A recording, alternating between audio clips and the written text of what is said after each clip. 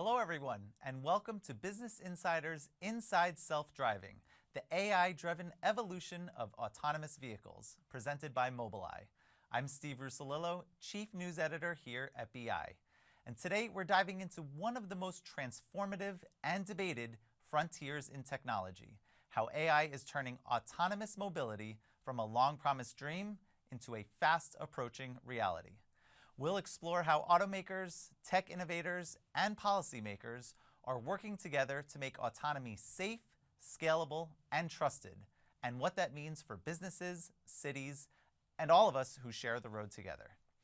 First, we're starting today with a conversation presented by our sponsor Mobileye that goes inside the company's collaboration with Lyft as they work to bring driverless technology to scale.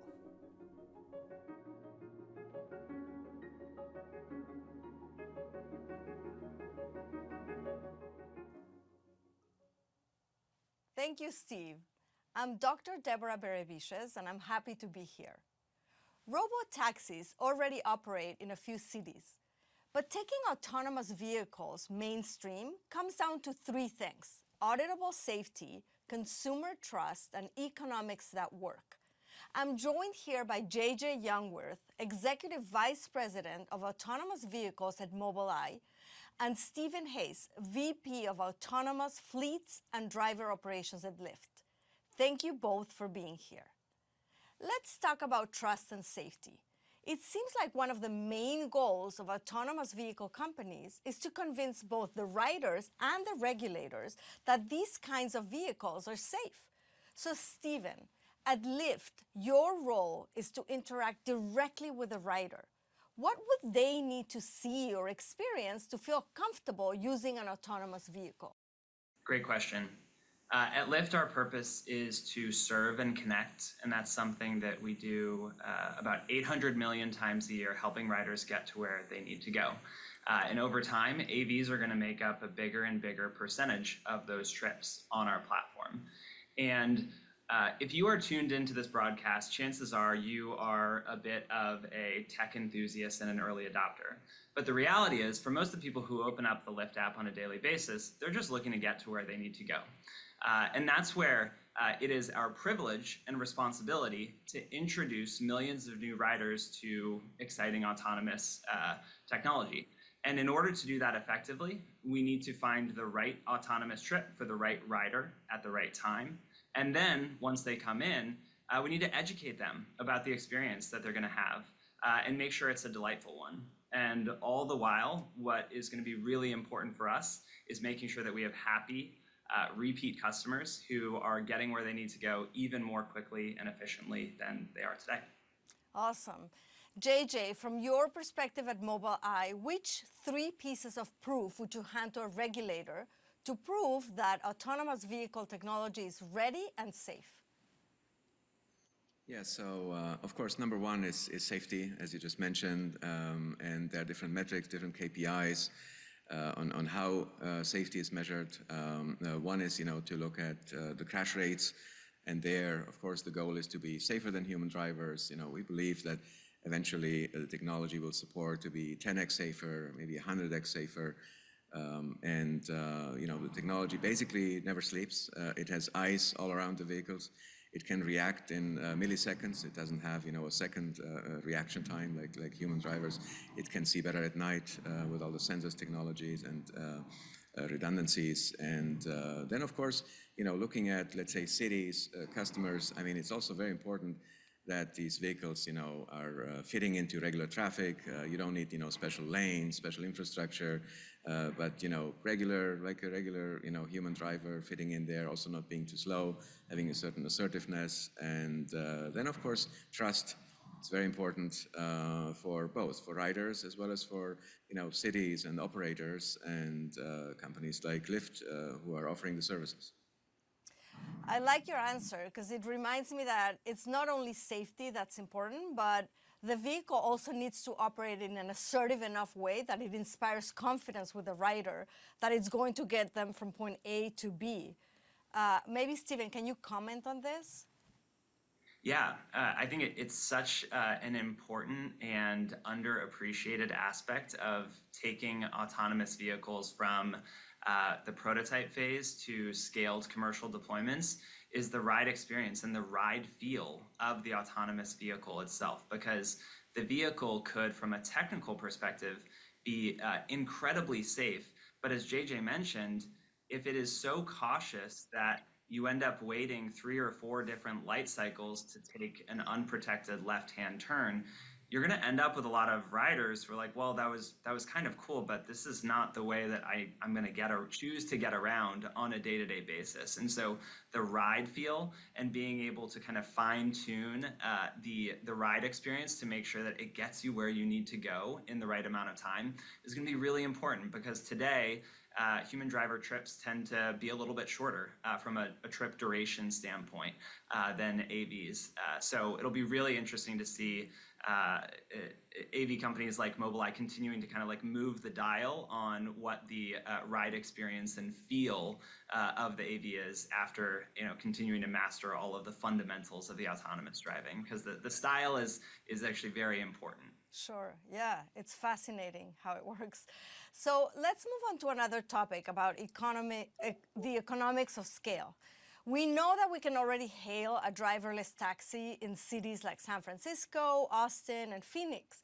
But for most of the country, autonomous vehicles still feels like maybe 5 years away. What are the make or break economic realities of turning a test program into a viable business? And why has it been so hard to make self-driving mainstream everywhere? I can jump in and take a stab at that, and then I'll hand it over to JJ, who's definitely in the best position to speak to the engineering of what makes it hard to build a self-driving vehicle. The realities you said, Deborah, is there are cities around the country where you see autonomous vehicles. Some of them are commercially deployed. Some of them are in testing. But that, we should all remember, represents the very tip of the iceberg. And underneath that deployed asset, there is an entire value chain of different partners and an ecosystem of players that needs to be marching in lockstep in order to support the commercialization of that asset. And I think this is really important, so I just want to unpack it for a moment. That value chain starts with companies like Mobileye, which are building the self-driving technology. It spans to OEMs, the auto manufacturers, who are building and producing the vehicles. And today, we're generally taking retrofitted vehicles. So they're not built for autonomous specifically, and that means you need to kind of like tear them apart and then put them back together with the tech stack on it, and that has significant implications from a cost and scale standpoint. And then once you have the vehicle and you have the AV stack on it, then you need a fleet manager and an operator and a financing partner who's going to hold that vehicle. And then you need a mobility marketplace where you can deploy that asset and commercialize it. And you need a front-end customer experience, a way that riders can interact with your technology. And in order to go from hundreds to thousands of vehicles, again, you really need all the different component parts of that value chain coming together in order to achieve sustainable economics. And I think that's where the industry has a growing appreciation for the complexity of doing that. And that's where our partnership with Mobileye, the fact that Lyft owns and operates a subsidiary called FlexDrive, we have 15,000 vehicles that we directly manage today, and obviously a thriving marketplace. These are all really important ingredients. That is, maybe to add to that, just quickly, is, from a technical side, I think, in order to scale, it's very important to have, a product that basically has, high efficiency and also is built from a cost perspective and actually from an overall technical approach in a way that you can actually go quickly from city to city. Because this is something, where we look back the last 5 years, the deployment rate, has been very slow. We are still not at the beginning of the actual scaling phase. And, for us as Mobileye, we always say like safety is first and then scalability second and efficiency third. Yeah, I love that. I mean, from what you're saying, it's pretty obvious that no single company is going to scale autonomous vehicles alone. But collaboration in this industry is notoriously tough. So can you talk about like gridlock or a bottleneck in operational work between the OEMs and the mobility platforms and the provider that you feel is slowing down progress? So based on my experience now, and I've been in this space now also since about 15 years, this is actually not the case. I mean, yes, there is competition between automakers, and there's competition between the technology providers and so on. So looking at these 4 or 5 like value chain layers that Stephen just explained, basically there's a lot of collaboration, and it's also there are different business models. You look at maybe Waymo, an all-in kind of more vertical type of approach, and look at our approach and partnerships, for example with Lyft and with Volkswagen as our main strategic partner for the first VW ID. Buzz platform vehicle, beautiful vehicle, also nicely integrated technology from our side, and also with others. So we try to be very open in this regards to actually work with different platform providers on the vehicle side, but also on the go-to-market side. And we think this is the better approach, this open approach. And I'll just chime in and agree with JJ's sentiment that I think whereas in the very early stages, you saw some players say, hey, we need to vertically integrate and own the whole thing ourselves. And both from a complexity standpoint, as well as the growing recognition that the market opportunity here is enormous and we are in the bottom of the first inning, I think more and more players are realizing that we can go further by partnering together and finding partners that have very complementary skill sets. Great. Talk to me about the future. What's the next milestone that's going to really matter in the next 2 years? I'll answer this from a customer perspective, and I'd love to hear JJ's perspective from a technical one. The metric that we at Lyft are going to be obsessing over for the next 2 years and beyond with our autonomous partners is the percentage of riders who opt in after taking an autonomous trip into the next autonomous trip. Because again, going back to what I said in the beginning, for a lot of people, AVs just aren't on their radar, or it's a bit of a novelty. It's like, yeah, I'm coming to San Francisco. I want to try this new experience. It's kind of like going on a new theme park ride at Disneyland. And then there are people who are getting habituated to taking AVs. And we want more and more people in that category. And so you only have one chance to make a first impression. And we want to make sure that we are delighting riders and setting appropriate expectations, and that they're giving that back to us by saying, yeah, I will take an AV with you again. And I personally, I'm very interested in looking forward to, kind of this dual path, of bringing this technology to market. On the one hand, with fleets. I mean, this is kind of natural because the technology is, pretty expensive at the moment. But then the second path with consumer vehicles, basically, letting people own or lease such vehicles. Maybe they even put them into fleets when they don't use them themselves. But basically, having consumer AVs and then fleet AVs, and looking at which type of services, what type of vehicle, interiors, exteriors. I mean, there's going to be a lot of innovation in the vehicle design. Maybe there will be even collaboration between automakers and design studios or furniture companies or interior designers to come up with completely new designs, partnerships. You can have an office on wheels, you can have a lounge on wheels, you can have movie theater on wheels, anything you want. And maybe depending on your needs and wants, you order this or that type of vehicle or rider service. I love the office on wheels. Okay, so this is a short question for both of you. What is one myth about autonomous vehicle safety that you want retired?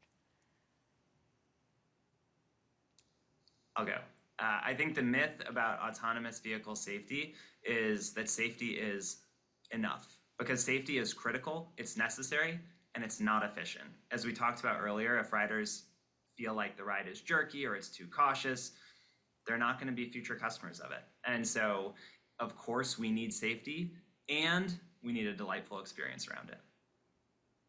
I personally actually think that One of those myths is that, let's say as regular pedestrians or, maybe another vehicle, driver, that you might act differently, in front of an AV. That people think, oh, it's an AV. I can just, jump in front of it, even at, 2 feet or 3 feet. I mean, basically, people still need to consider, the physical limits of, braking distance and reaction and so on. So I think, from that perspective, and I know there are discussions about, should AVs have this, light blue light, when they are active so that people can see pedestrians and so on. Oh, this is an AV or an AV function is on. I have to say, I'm kind of against this and believe that it's better that people have respect, for any type of vehicles and any type of sizes, because at the end of the day, these vehicles can only, let's say, react and brake a certain, let's say, with a certain momentum and brake power and so on. It's, basically just physical limitations. And I think it's important that people, treat AVs the same way as, human-driven vehicles, just, safer and better. Yeah, it sounds like there's a lot to do to educate the market about this new technology. So thank you, JJ and Stephen, for the great discussion. I really enjoyed it. It's fascinating to see how technology, trust, and collaboration are shaping the next chapter of mobility. Steve, back to you. Thank you, Deborah, JJ, and Stephen. That was a fascinating look at what comes next for autonomous fleets and innovation. Now we're shifting gears to zoom out and look at the bigger picture, how cities, automakers, and regulators are shaping the infrastructure and the mindset needed to make autonomy work for everyday people.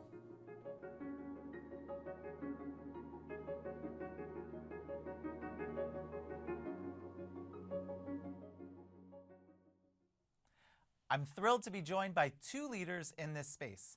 James Philbin is the Vice President of Autonomy and AI at Rivian.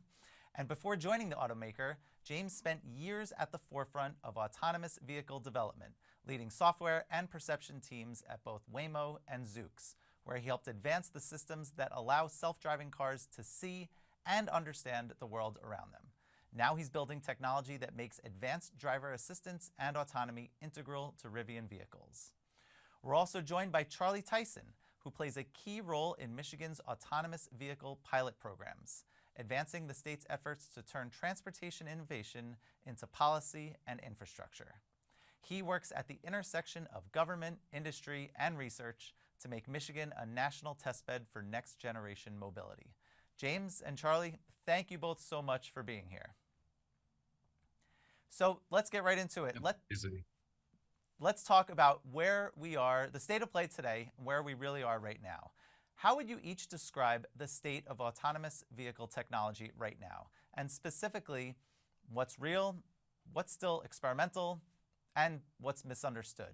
James, let's go to you first. Yeah, I mean, I think you're starting to see the phase where, full autonomy has gone from the sort of science project into an actual product. And you can go up to, San Francisco. I can drive 40 miles north of me right now, and it's just going to be flooded with Waymos, and now Zooxes as well. So I sort of felt a few years ago that actually the fundamental problems had been solved. That doesn't mean that every problem has been solved, but it was moving into a more engineering and deployment and scalability phase. And then I think, with that hat on, you've got to think, how does this change how people use transportation in the future? And I'm still a big believer in personally owned vehicles. I think that for every mile done in a robotaxi, probably in the future, more than 10 times will be done in personally owned vehicles. I think the economics of a robotaxi versus a personally owned vehicle still mean that those 2 modes will be around for a very long time. And so that's why I made the leap to Rivian. Essentially, can we bring that sort of L4 technology back to the consumer space and really provide value for our customers? And Charlie, what do you think? Yeah, I think James hit the nail on the head there. But from a state's perspective, I think that we are going from like the testing phase to some level of commercial operations. But I think we're seeing it in certain states. For example, James mentioned California. We're seeing. I actually was just in Arizona. Took Waymos in Phoenix, commercial operations, really impressive. But I think there are still some challenges. The technology seems to be there for the most part, but consumer adoption. How do these vehicles, whether they're consumer AVs or consumer vehicles with some level of autonomy, or their autonomous vehicle fleets, how do we integrate them into our existing transportation network? I think that's still a challenge that we're working on here in Michigan and really throughout the nation. You know, it's really interesting. I mean, I guess the one question I have for both of you is, how do you get people to really feel comfortable about getting in an autonomous vehicle? I think about my parents who say that they'll never get in one, that they just don't trust the technology. And it seems like there's maybe a generational divide. Boomers feel one way, millennials, Gen Zers. I'm curious how you all think about this trust issue, particularly from a generational perspective. And James, do you want to start first?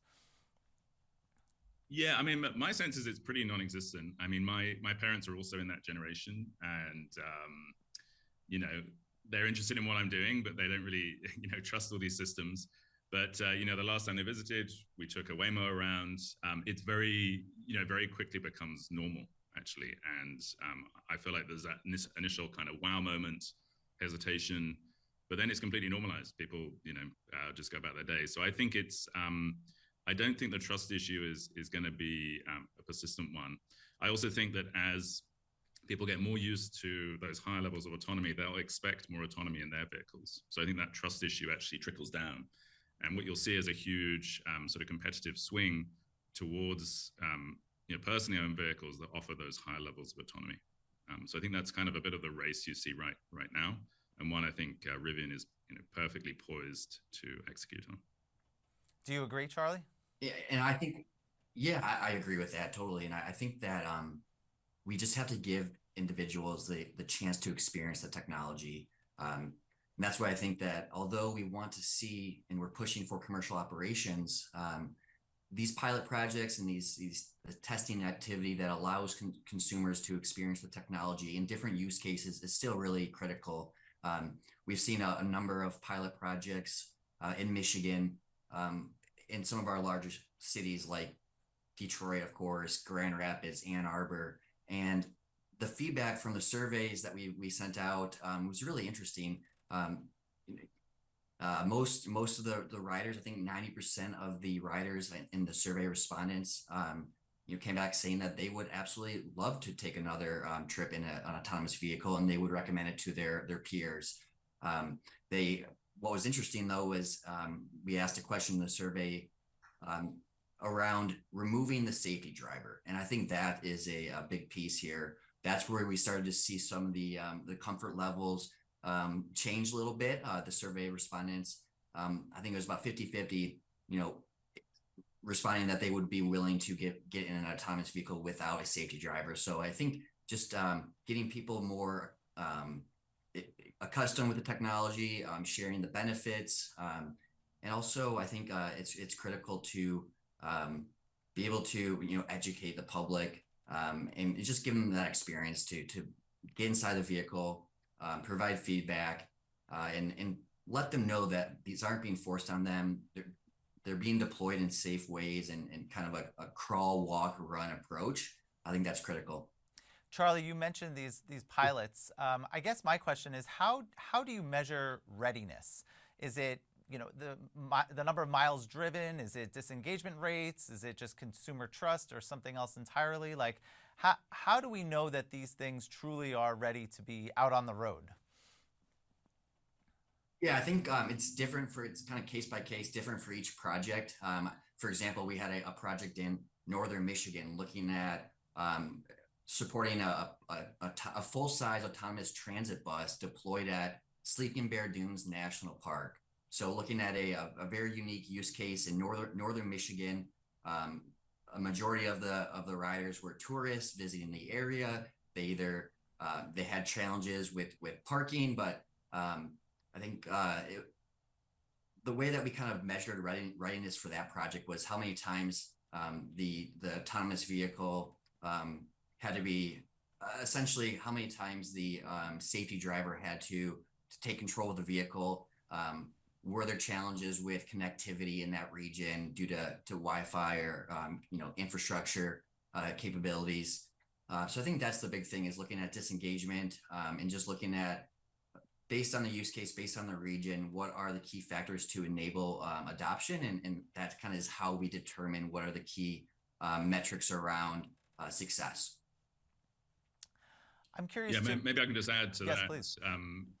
Yeah, and just talk about the Rivian process. So we actually do an extensive kind of release readiness process every month for our software, and that involves many aspects to it. There's sort of metrics across the stack, but also a key part of that is actually simulation. So we take millions of miles of real customer data, and we can replay them through our stack and kind of measure the performance, the safety, the smoothness, and all those aspects. And I think all of those pieces go into that readiness report. So I think that's a very important part, is having that scale of data and also the ability to replay it and to gain insights from it.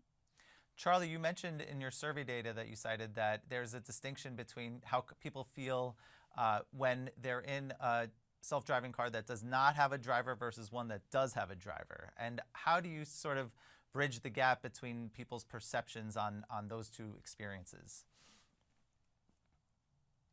Yeah, it's a great question. I think it's understandable that someone may have less willingness to get in an autonomous vehicle without a safety driver. But I think that goes to the importance of getting autonomous fleets out there. For example, some of these states that have been doing it without a safety driver, again, was just in a Waymo in Arizona, and got out of the vehicle feeling totally safe. And so that kind of goes to the importance of states and industry working together, government and industry working together to safely deploy these vehicles and provide them, and provide the opportunity for the public to get in the vehicle.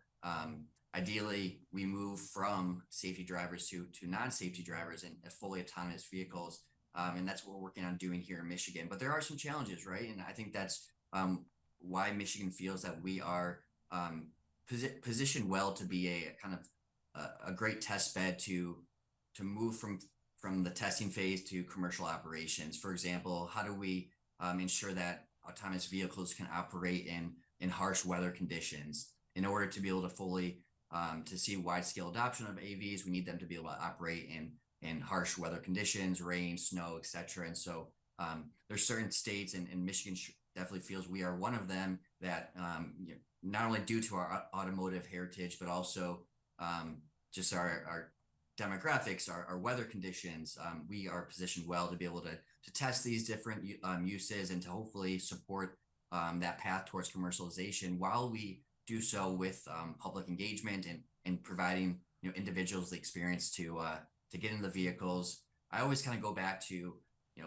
10, 20 years ago, how many parents were on social media? Not very many. I was always getting flack from my parents for being on Facebook or whatever, Instagram, for example. But now my grandma's on Facebook, and she has a smartphone, and they're on it more than I am. So I think it just takes time for adoption and for the public to get accustomed to technology and feel comfortable in it.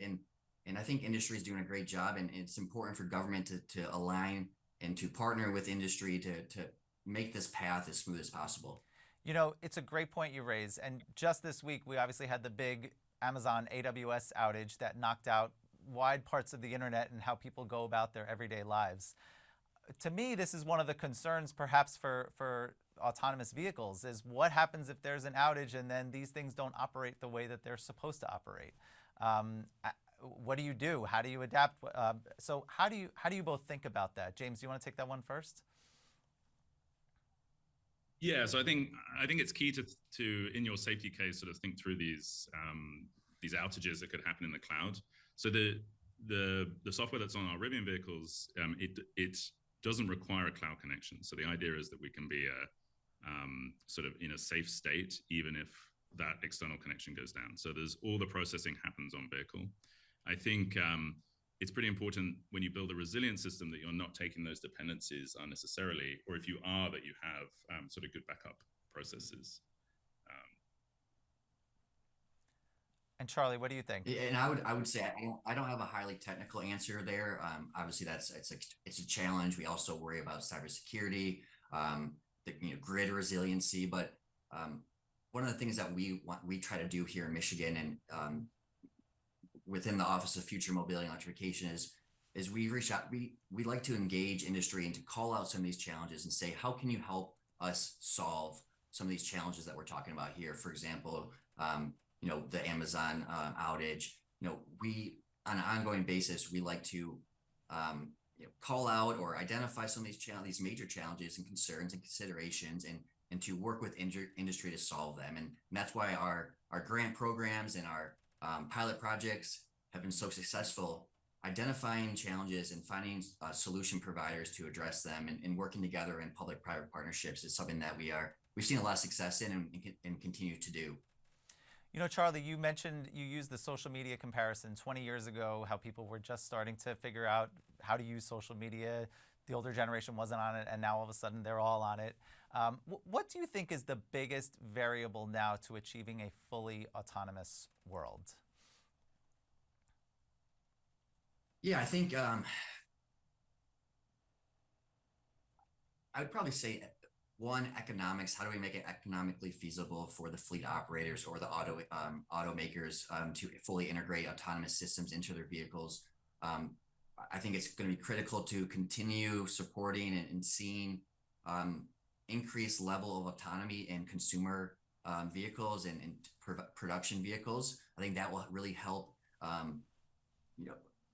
drivers and individuals feel comfortable with the technology, getting it into their day-to-day vehicle. I think that's critical. And also being able to support commercial fleets throughout our nation, and doing so and continue to do so in a safe way. But I think addressing some of the challenges with infrastructure and addressing some of the challenges with deploying in harsh weather conditions is something that is really important. But again, I'd probably go back to how do we get this? How do we get increased level of autonomy, into consumer vehicles and into more production vehicles? I think that's going to be a critical way of increasing adoption. James, what do you think? Yeah, I think Charlie's right that a certain amount of this is just time, that people it takes time to try and then gain acceptance. I think it's actually changing pretty quickly. So we released our hands-free feature earlier this year, and since then every month we've essentially seen the number of miles driven hands-free increase. So I think it's around 20% of all Rivian miles now are done in that hands-free mode. So I think as these features get better, they become more capable, people become more comfortable with them, they get used to the the UI, the UX aspects, and then also the system is learning through the data that we're able to gather during those drive events, and all of that kind of ladders into this sort of upward spiral of improvement. So I think it's important that OEMs are able to really learn from their fleets. I think that's something very new that they haven't had to do in the past, and we think it's a key competitive advantage for us. It's so interesting as adoption rates increase. I have to think too that driving fatalities will ultimately go down. I mean, we have 40,000 driving fatalities a year right now with cars that people drive, right? Traditional cars. But at the same time though, if God forbid a Waymo happens to kill someone who's crossing the street, there's going to be a ton of attention on that, and people are going to say computers kill people, and how do you go about this, or what do we do to combat this? So how do you all think about that and the safety element of all of this? Yeah, maybe I can start. So I think we have to recognize that the baseline here is the average human driver, and there's far too many fatalities in the US. I think the last stat I heard is something like a 747 full of people die every day in the US, on the roads in the US. So I think, for me, that's the number we have to drive down. We're not saying that these systems are going to be perfect. I think that's an unrealistic expectation. In fact, I think if we have that expectation, we'll delay launching something that could be saving lives potentially now. And so I think that's the number we should focus on and drive down. We spend a lot of work, Rivian, on our active safety systems. So a lot of that is actually fed by the same world model investments on the ML side that are powering sort of the L2 plus features. And so really our goal is for Rivian vehicles to be the safest vehicles to be in and around through those active safety features. So you can imagine almost like a safety bubble where we're preventing the vehicle from getting into these collisions. And I think systems like that deployed widely on consumer vehicles will really start to move the needle on these fatality rates. Yeah, I think it's a really important question. And I think one of the important things here is to make sure that we are being with the government, being in government, working closely with industry to ensure that safety standards are top notch and we're aligning on making sure that bad actors aren't able to access autonomous vehicles, or in cybersecurity capabilities are in place, and then making sure that we educate the community that the vehicles are in. I think most communities want to know that the roads have gotten less and less safe. People, technology has the ability to actually make our roads safer, and the average person is not going to drive as safe as an autonomous vehicle. They are, just to be able to trust the technology, and that's going to take some time and just constant engagement with communities that the vehicles are in. I think that's really important. When you talk about trusting the technology, it gets me to this broader question in the industry about what's the better approach to autonomy? Is it, it's the cameras versus the LiDAR question. Is it using machine learning or a rules-based system? James, what do you think? Yeah, I mean, I feel like those arguments have sort of largely been settled. So I think you really want to use and leverage machine learning for as much of the driving task as possible. The reason you should do that is because specifying driving in rules it's very complicated. You end up with huge, spaghetti code of heuristics. It is actually not well specified in many cases. So, think of the example of a lot of vehicles entering a stop intersection. There are rules on how that's supposed to be handled, but that's not how humans actually navigate those things. And so to sort of encode all of that in a rules-based system is almost impossible. So we believe in doing as much in the machine learning model as possible, really learning from customer driving data. There's an effort we have ongoing at the moment called the Rivian Large Driving Model. And this is supposed to be an off-board, huge model that can essentially learn all the nuances of human driving from all the data we receive. But then I think you have to sort of couch that in a system that provides those guardrails, right? So we can use the ML as much as possible, especially to have this sort of humanistic and sort of nuanced understanding of how to drive. But we can still have guardrails on that system that say, okay, I don't want to collide with anything. I don't want to run a red light. I need to be cautious in this situation. And so I think it's that combination, using ML as much as possible, because that is the most scalable and sort of powerful approach, but then having still a rules-based set of features at the end that you can use to kind of guarantee certain aspects about the driving behavior. And then I think when you come to sort of cameras versus LiDAR versus other modalities, I think for us, we would say, more modalities is better. And, Charlie was talking about, adverse weather you see in Michigan. And I think it's exactly those cases where those additional modalities really, really can help. So, for us, it's really, can you get the right sensing sort of independence and different views of the scene at an economically, affordable price point for consumers? And that's what we're really focused on.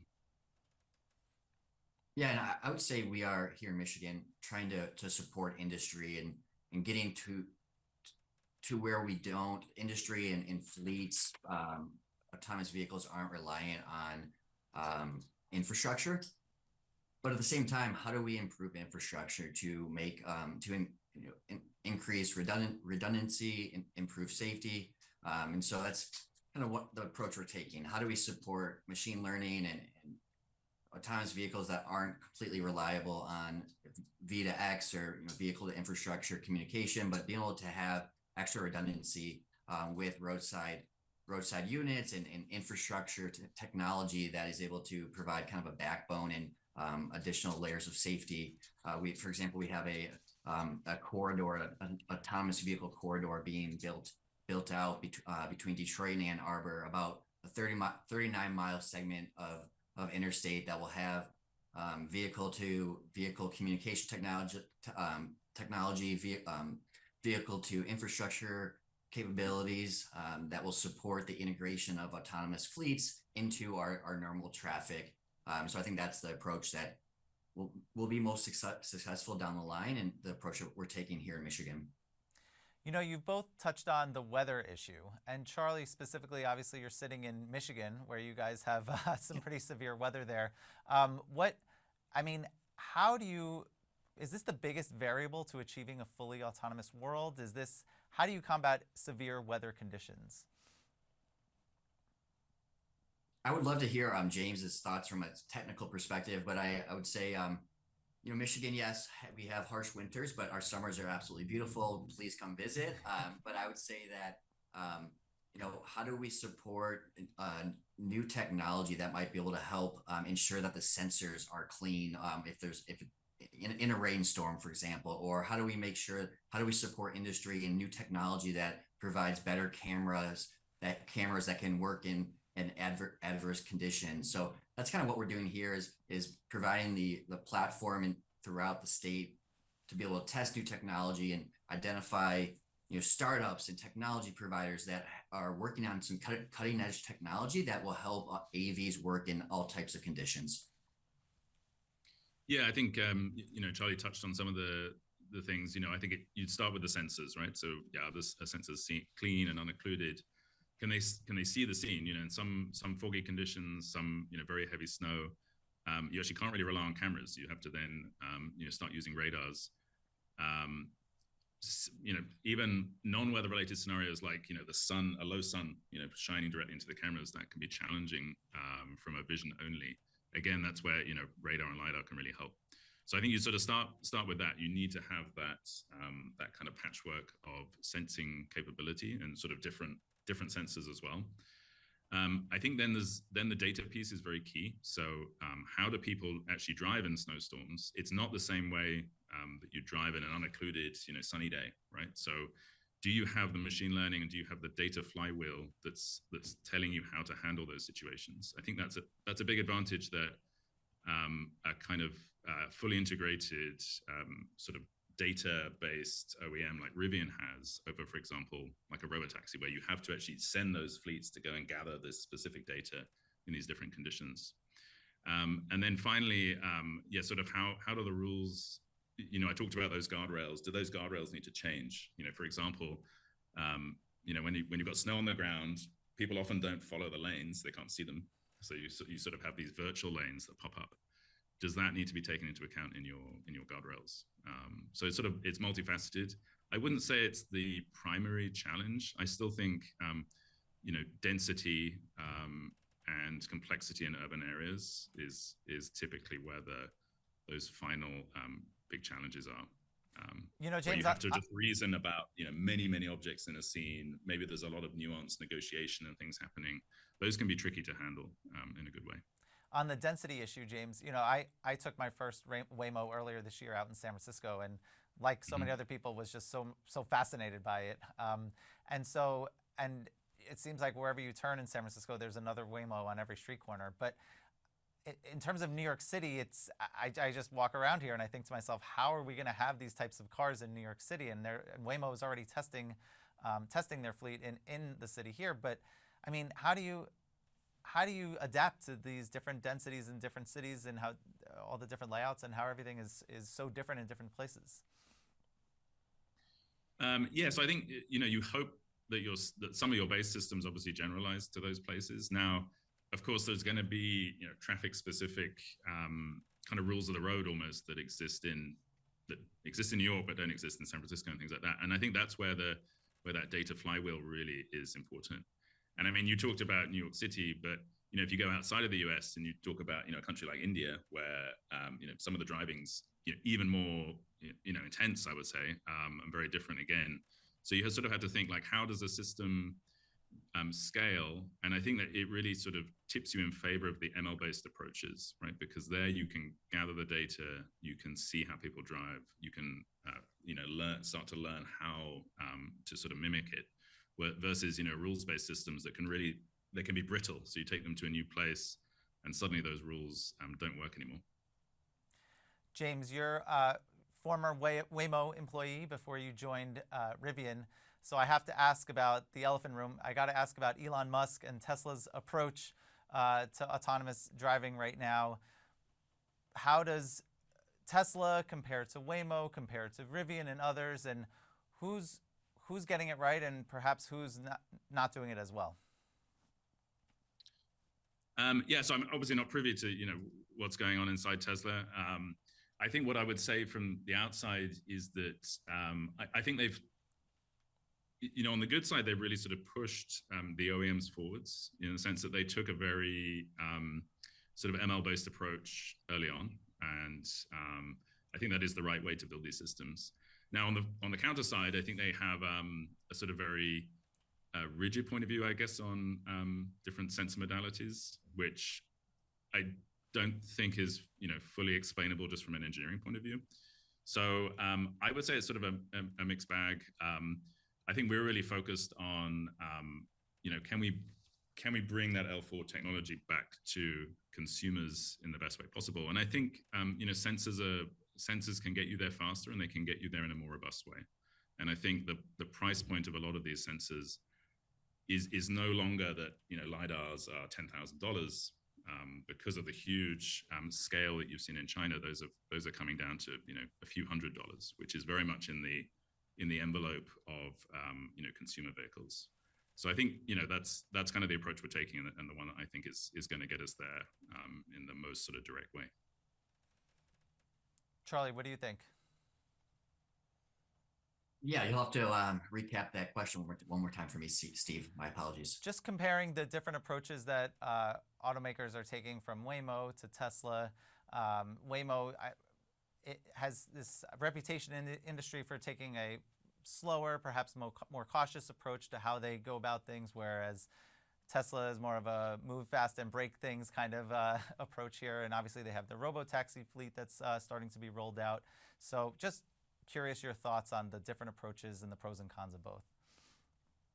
Yeah, I think we don't really have like a preference per se on what a company's approach would be. Being with the state of Michigan's economic development department, we want to support all companies that want to grow here in Michigan, hire here in Michigan. I think the big thing is deploying in a safe way.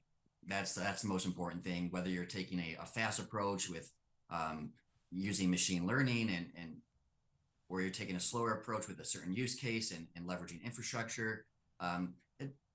We don't really have a preference per se, as I mentioned. It's just we are trying to make Michigan a great place for companies to thrive and to deploy their technology in a safe way within communities. And so we think that we have a really strong, obviously, automotive industry here, but how do we make sure that we remain competitive, and how do we kind of bridge the gap between legacy automotive and the startup world on the West Coast, and bring the minds together to ensure that we see this widespread adoption over time.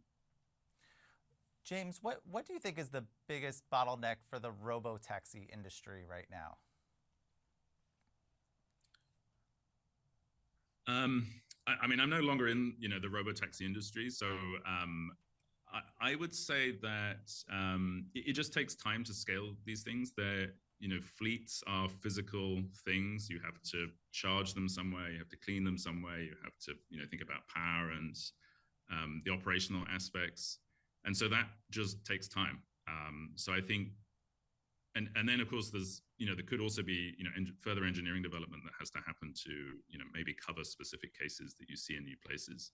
So I didn't see a fundamental issue, but I think this isn't like I don't know, Charlie mentioned social media, right? It's not like just downloading an app. Someone has to go and build these vehicles, put all the sensors on. They have to be kept somewhere. They have to be kept clean, operationalized, and that takes time. It's like the physical investment aspects are just take time. Charlie, what do you think? Yeah, I think identifying a clear use case is important for fleet operations. Deploying them in a certain scenario, at least right now, I think that's an important way to continue momentum and continue adoption. Deploying them in a highly urban, complex environment may not be the best option right now. So can we identify fixed routes, or can we identify certain use cases that fleets will thrive in, and it's more feasible at this time?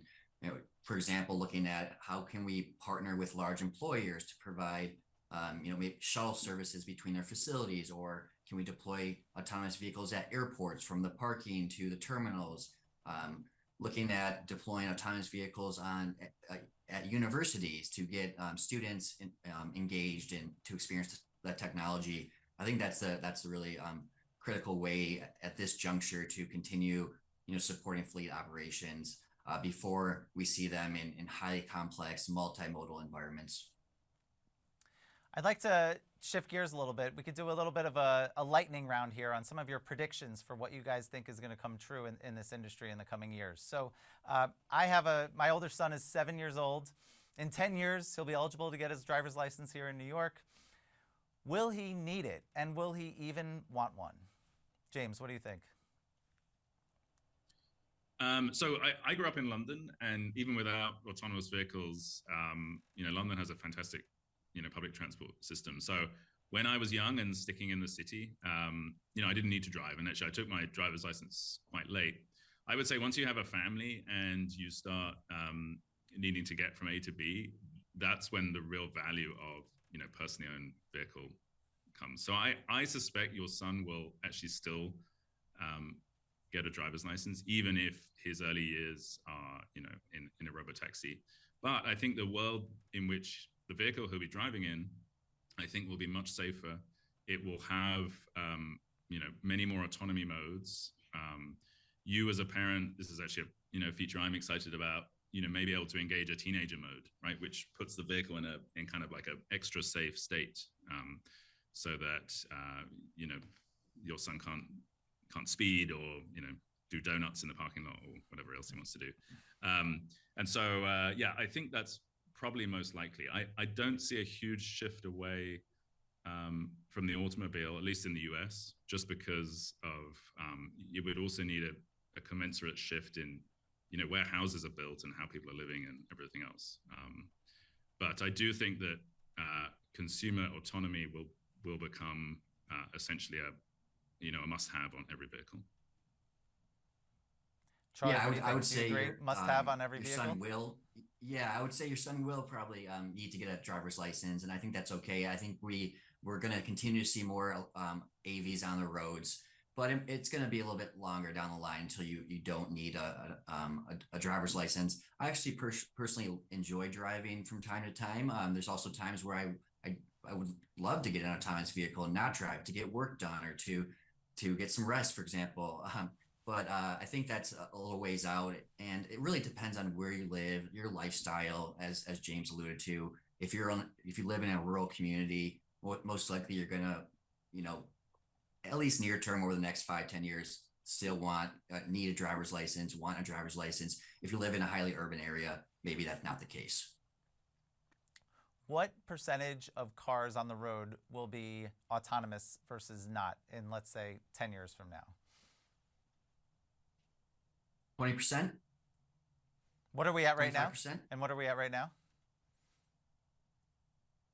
Ooh, that's a good question. James, do you know? I would say sort of define autonomous. So do you mean like a full robotaxi level autonomy? Or do you mean vehicles that, for example, could provide an L3 capability that gives you your time back on the road and makes driving safer? So I think that's where there's actually a big spectrum of autonomy here. And I think people focus on the endpoint, but I think there's actually many other customer societal benefits you get on the way there. So I think, to be honest, I think every new vehicle sold in 10 years' time, to be competitive, will have to have, close to best-in-class autonomy. I think it's becoming more and more of a consumer preference. We see actually much higher conversion rates when people try our autonomy features in the stores. I think it's something like a 3x conversion rate. And so I think that shift is really happening. And I think as you see, robotaxis roll out, people will just expect and demand more and more. So I think this tide is coming, and OEMs need to be ready. What matters more, better data or the algorithm?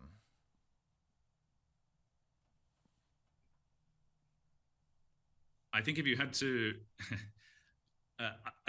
pick one, you would pick the data. But to make the best use of the data, you need, excellent, machine learning engineers and approaches to understand that data and to learn, how to drive from it, essentially. But the data is the most important. If you don't have the data, I think there's no getting around it, really. So, if you don't have the Michigan snowstorm, I don't think there's any feasible way you could build an autonomy system that then can handle those Michigan snowstorms. You have to go there and see the data. And actually, just sticking on that, James, Rivian is doing a lot in the Gen AI space. And so do you want to talk just a little bit about how are you using Gen AI to improve the autonomy that you guys are offering in your vehicles? Yeah, so I think there's maybe two senses in which we use Gen AI. So I think one is in this large driving model that I alluded to earlier. So that is actually a very large transformer-based model. It looks a lot like a large language model in the sense that you have data coming in the LLM space. It's text. In our side, it's really sensor data, raw sensor data, and then you have these large transformers that kind of chew on that data. And then at the end, we generate tokens, and now these tokens are not words or letters in the LLM case. They're actually little snippets of trajectories, and we piece them together, and that gives you the best, the model's best interpretation of the future driving path. So I think that model is very heavily inspired by a lot of the work that's happening on LLMs, and of course we kind of slipstream on the work that's happening there. I think that's one sense. The other sense is we're also, seeing a big sort of productivity boost from using some of these Gen AI tools. I would say not replacing people, but really making them more effective. So, improving the velocity that you can write code, that you can test code, that you can do things like code review and interface with APIs and things like that. So I think, it is an accelerant and definitely. On both sides, I think very essential to the work we're doing on autonomy. Charlie, what's the biggest myth that you'd like to debunk about self-driving? That the technology is not ready. I think the technology industry has been incredible. At least, I think in the United States, the technology being developed by industry, by academia, has gotten us to a point where it's ready. Let's get these vehicles out there and let's allow people to experience them. But that's the big thing. I think too many people think that the technology is not ready, it's not safe, but I think that's just the opposite. James, what do you think? Yeah, plus one to Charlie. I think, I think we just need to get more people experiencing what is out there, and I think we need to push US OEMs to be more tech forward. You see how the level of autonomy features that are present in Chinese OEMs, and I think I kind of feel like OEMs got a little bit complacent in that regard, and I think we have to push everyone forwards. So that's what we're trying to do here at Rivian. And finally, for you, James, what's one word to describe the state of self-driving technology today? I think on the cusp, and it's not one word, but it's Close one enough. idea. So I think it's really on the cusp where you're seeing significant deployments in certain cities, and I think in dense metros, I think that will happen quite quickly, and then I think you'll see a trickle down into consumer vehicles for most other trips.